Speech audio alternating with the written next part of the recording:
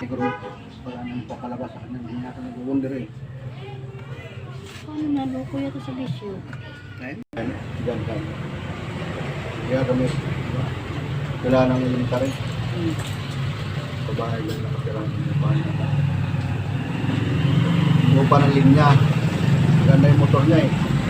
Pero yung dalang isda. Dari yung nag-asa talaga kay Man. Kapag yan, tuwa, wala.